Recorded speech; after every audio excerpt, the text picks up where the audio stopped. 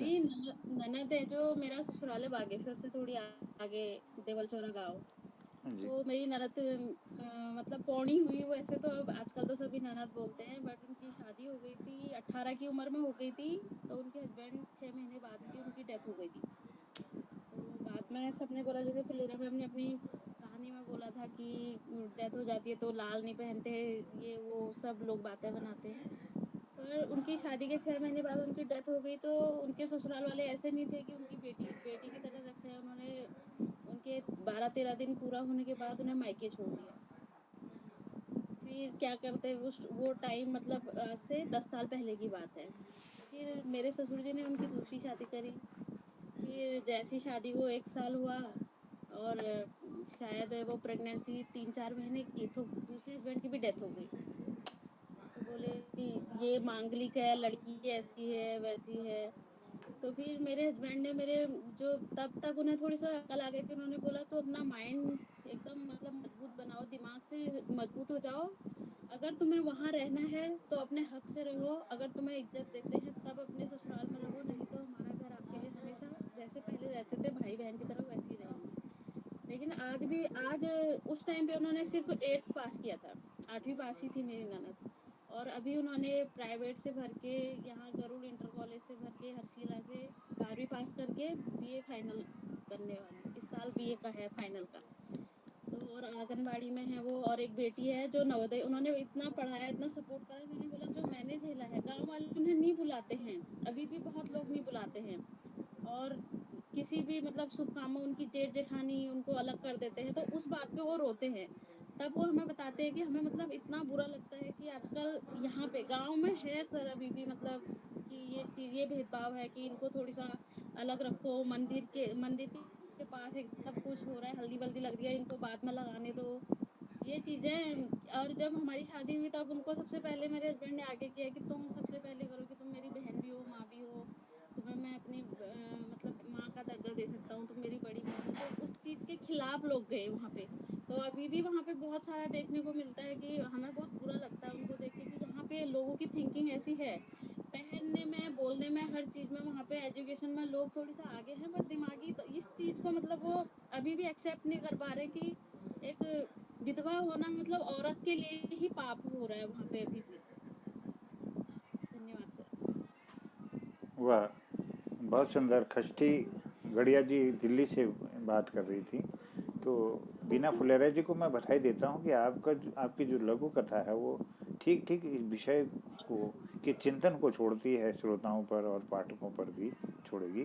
तो मैं आपको बधाई देता हूँ। इसी क्रम में और भी। जी धन्यवाद। जी। धन्यवाद जोशी जी। मैं एक बात, ये जो श्रोता जुड़े हैं वहां से, इनसे मैं ये कहना चाहूंगी, जैसे इन्होंने बताया अभी कि इनके, मेरी कहानी भी वही कहती है कि पुरुष के द्वारा हमें उतना ज्यादा, मुझे लगता है कि जहाँ पर समाज में कई बार कुछ ऐसे बिंब आ रहे हैं, बदलने के लिए पहले खुद को बदलना होगा हमें। तो जो श्रोता के रूप में अब ये बता रही कि हमारे यहाँ ये प्रॉब्लम आ रही, मेरे हस्बैंड सपोर्ट कर रहे हैं, तो अगली बार हम कहीं कोई ऐसी कहानी हो या कोई ऐसी समस्या हो, हम इन श्रोताओं से निवेदन करेंगे कि इनके मुझसे आएगी, उनके साथ साथ मैं आगे आई। क्योंकि अगर वो भी आगे आएंगी तो प्रबल रूप से आगे धारा के आगे खड़ा होना हमारे लिए बहुत जरूरी है। जिसके अंदर बीत रही है, जैसे अभी उन्होंने बताया कि उनके ऊपर क्या बीत रही है, कहानी से वो एकदम से उनकी अपनी जीवन सामने आ गया। तो जरूरी नहीं है वो हमारे पर, हम जब कहीं जा रहे हैं वहां पर सिर्फ चाट पकौड़े और चमक दमक न देखें, उन सब चीजों को देखें। कहीं कोई मायूस कोई पड़ा है तो वहां से अगर हम कहानी लाएंगे तो साहित्य तो अवश्य ही एक, मुझे लगता है समाज से, इतिहास से आगे साहित्य जाता है। साहित्य समाज का दर्पण जरूर है, तो हम मतलब जो साहित्य है वो पथ प्रदर्शक बन सकता है। मैं इतना ही कहना चाहूंगी। जी मैम, मतलब समाज के द्वारा ऐसे उनको मतलब एक तरफ से मानसिक प्रताड़ना हुई है। होली में जाना, जैसे शादियों में जाना उनको अच्छा ही नहीं लगता है तो वो जाते ही नहीं। अब होलियों में कितना हम उन्हें बोलते हैं कि आप जाया करो, लेकिन वो होलियों में भी नहीं जाते, बिल्कुल ही नहीं जाते हैं। ये देखिए आपने उनकी वो पकड़ ली, आप एक इंसान को बदलेंगे वो चार को बदलेंगे, यही तो हमें समाज बदलना है, हमारे साहित्य का काम यही है। आप श्रोता के रूप में बहुत अच्छा लगा मुझे आपकी बात सुनकर। धन्यवाद। धन्यवाद धन्यवाद। वाह, बहुत बहुत सर धन्यवाद। 2 शब्द मैं भी कहना जी चाहूंगा। जी जी जी। जज अध्यक्ष महोदय, थोड़ा सा कहानी के बिल्कुल बिल्कुल, स्वागत है आपका। को बहुत बधाई देता हूँ, धार्मिक विषय उन्होंने उठाया है और वो जी कहानी धन्यवाद सुनने आपका। पर तो मजबूर करती है। फिर जैसे बातें आई कि विधवा होके शादी करके निपटाना फिर दोबारा निपटा देना भी कोई बहुत बड़ी बात नहीं है। सवाल है स्वावलंबी बना आगे को शिक्षित करना। अगर कोई कैरेक्टर, कोई चरित्र परिवार का या कोई पड़ोसी कोई भी हो सकता है, वो अगर शिक्षा के लिए प्रेरित करता है, स्वावलंबी होने के लिए, नौकरी करने के लिए प्रेरित करता है, तो वहाँ पर वो फिर रचनाएं एक बड़ी मार्गदर्शक बड़ी वो होती है। और निश्चित रूप से लघु कथाओं की थोड़ा अपनी एक सीमाएं होती हैं। लघु कथा में जो है बहुत विस्तार नहीं दिया जा सकता है, लेकिन इनकी लघु कथा में एक प्लॉट है, डायलॉग है, मतलब संवाद है और पूरा आक्रोश है, पूरी परिस्थिति को बताता है। तो एक सफल लघु कथा हम इसे कह सकते हैं। तो आपको बहुत बधाई है। और जो चर्चाएं आई, चर्चाएं भी महत्वपूर्ण है। जैसे अरुण पंत मैडम ने खुद अपनी कहानी बताई, अपना जो जीवन संघर्ष है उसको शेयर किया। अभी जो बागेश्वर की पूरी कहानी आई, बहुत ही मार्मिक और बहुत मतलब ऐसा बहुत रेयर होता है, लेकिन होता है समाज में। फिर भी एक जिज्ञासा जो है, असल में साहित्य की भूमिका यही है कि वो हमें बहुत ही कठिनतम, बहुत ही दुर्गम परिस्थिति में लालसा को बनाए रखें और संघर्ष के लिए प्रेरित करें, तो तब वो बड़ा साहित्य हो जाता है। सभी को बहुत बहुत धन्यवाद।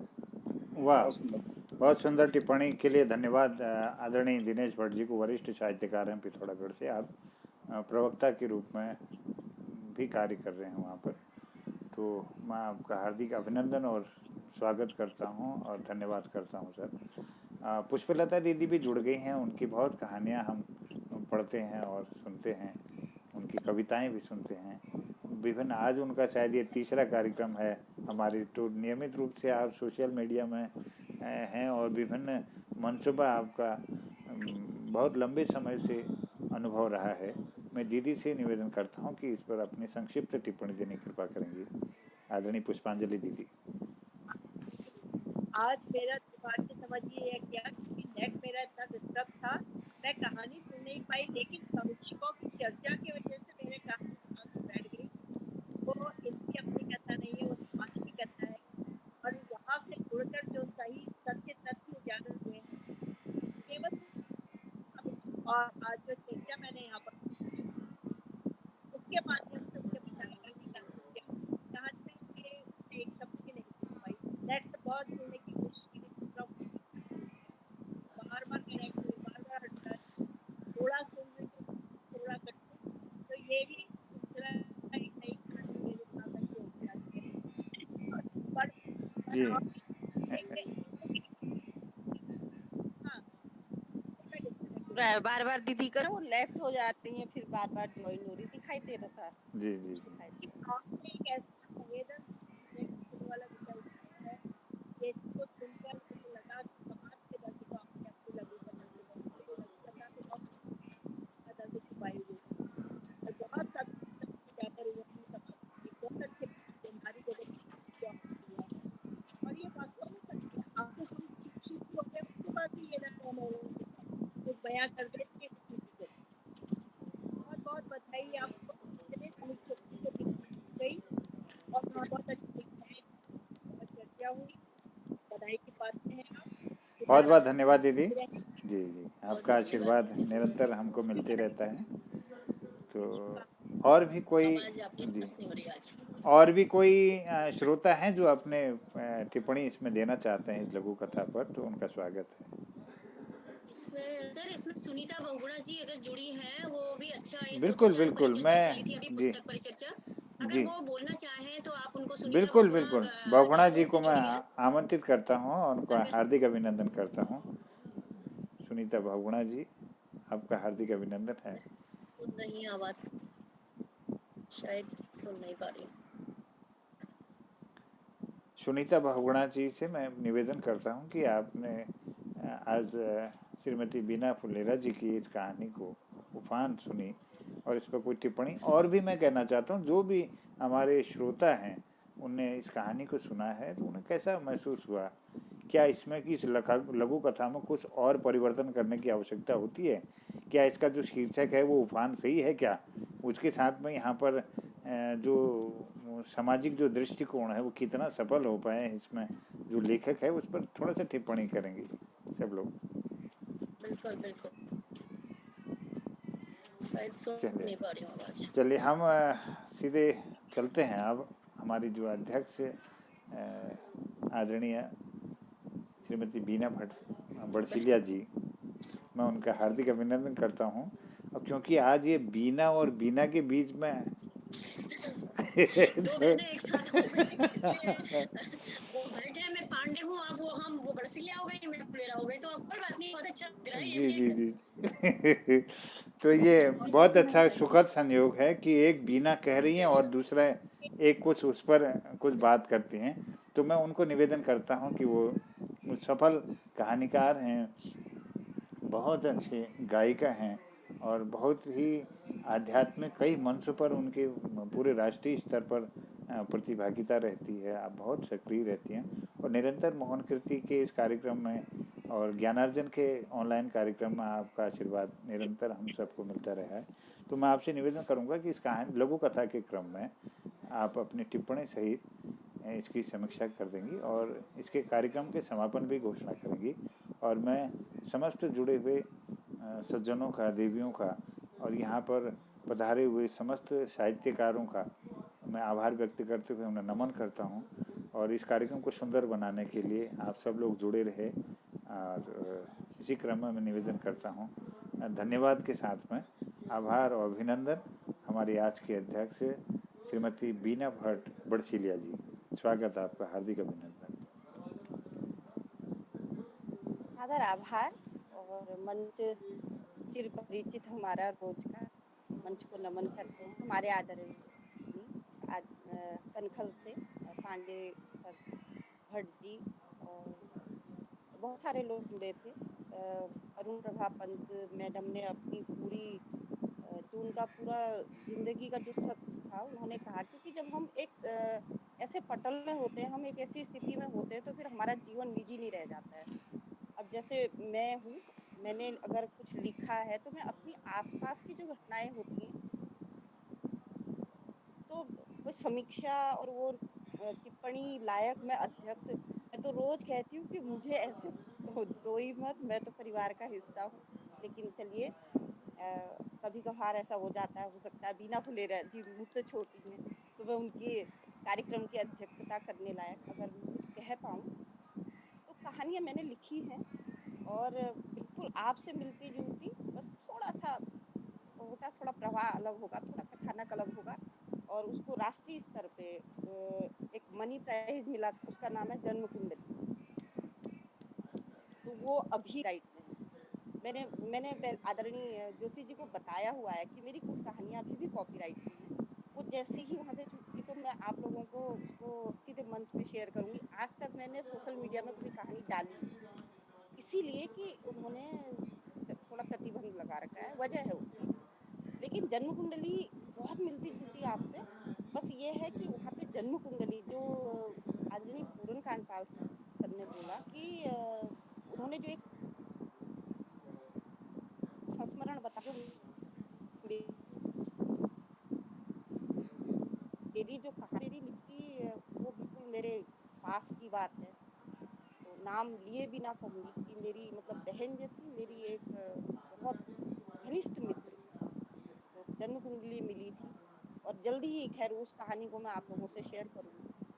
तो मिलता है कभी सम्मान। आपने सामयिक विषय उठाया और जैसे कि आदरणीय पुष्पलता दीदी ने कहा कि ये समाज का की घटना है और पढ़े लिखे समाज में और जो भी ग्रामीण परिवेश में अभी भी जहाँ पे थोड़ा सा शिक्षा का अभाव है या फिर जहाँ पे रूढ़िवादी लोग हैं, हमारे पुराने लोग जहाँ पे वहाँ पे शायद ये अभी भी हो रहा है। और जैसे सब लोगों ने अपने संस्मरण सुनाए, क्योंकि ये एक आम बात होती है। अगर परिवार में किसी की डेथ हो रही है और अगर किसी महिला को वैधव्य झेलना पड़ रहा है तो उसको इतना सारा झेलना पड़ता है कि वो कुंठाग्रस्त हो जाती है। जैसे अभी हमारी ये बिटिया खस्ती ने बताया कि उसकी ननद अब नहीं जाती कहीं भी, कोई भी पर्व हो, कोई भी फंक्शन हो, तो उसकी वजह ये है कि वो इतनी कुंठाग्रस्त हो गई है कि उसे अगर कोई कुछ कह देगा तो वो सहन नहीं कर पाएगी, तो उसको अवॉइड करना चाहती है। ये नहीं कि वो दुखी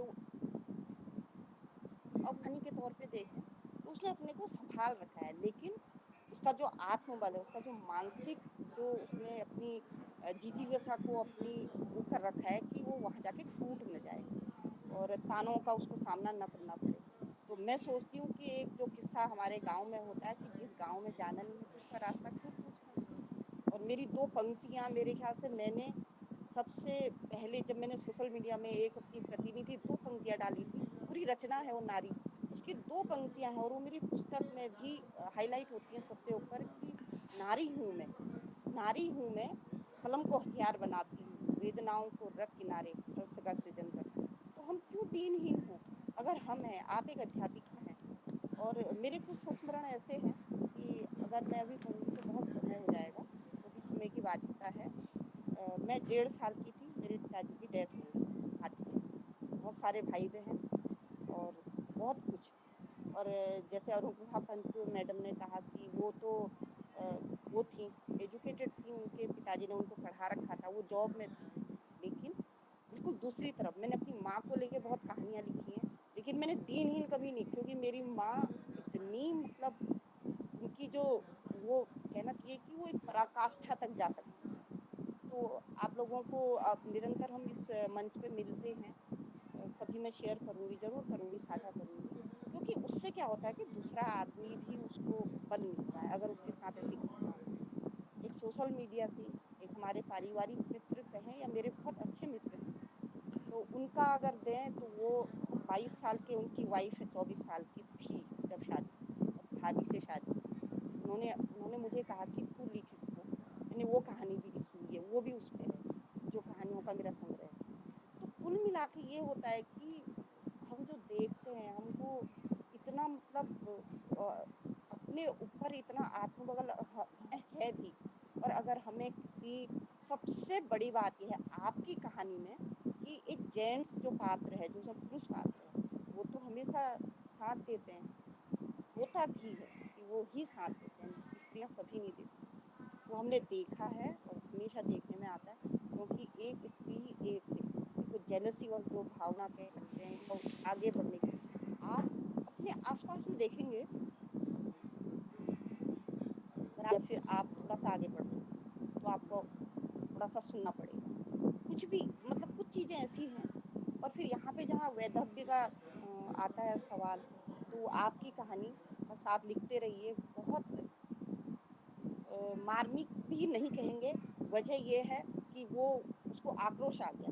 बस अगर समीक्षा अगर मैंने जिस तरीके से मैं कहानी में सोचती हूँ कि उसका जो अंत है, उसका पटाक्षेप जो हो, वो या तो फिर वो बिल्कुल संघर्ष पे चली जाए, या इस तरह की कहानियों में जो ये इस तरह की हैं, सामयिक जो कहानी है, जो हमारे समाज की कुरीतियाँ हैं, उसको एक आगे ले जाने के लिए अगर उसपे बस थोड़ा-सा अगर इस कहानी के आगे अगर आप उसको ये कर दीजिए कि वो पढ़ाई, क्योंकि 24 साल में विधवा हो गई जिस हिसाब से मैंने सुना, और वो 10 साल बाद की बात है, 12, क्योंकि उसकी एज ये नहीं हो रही है। 40 साल में अगर हम उसको यथार्थ लिखना चाहें, तो वो कुछ कर सकती है, पढ़ाई कंटिन्यू कर सकती है, वो कुछ ऐसा कर सकती है कि वो आईना दिखा दे समाज को।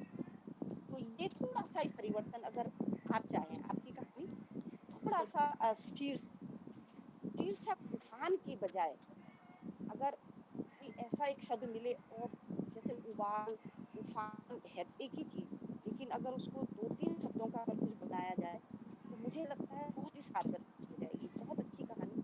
और सामाजिक विषयों में अगर लिख रहे हैं हम, तो समाज को सच में अगर हमारा बदलने का हमको, क्योंकि कोई पढ़ता नहीं है, सुनते सब हैं। अगर हम पढ़ रहे हैं, हम कविता लिखते हैं, मैंने फेसबुक में 1.5 साल से कोई कविता नहीं डाली।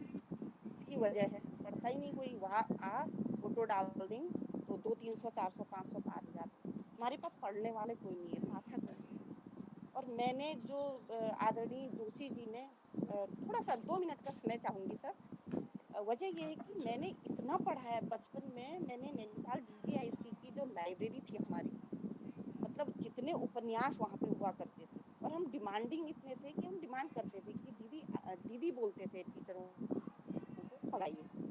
और गुलशन नंदा से लेकर महावीर मतलब धर्मवीर भारती, और पता नहीं फणीश्वर नाथ रेणु की जो उनकी ये हमारे उत्तराखंड के परिवेश की भी उनकी कहानियां आप कभी पढ़िएगा, तो मतलब इतना ज्यादा उन लोगों ने उसको लिखा है।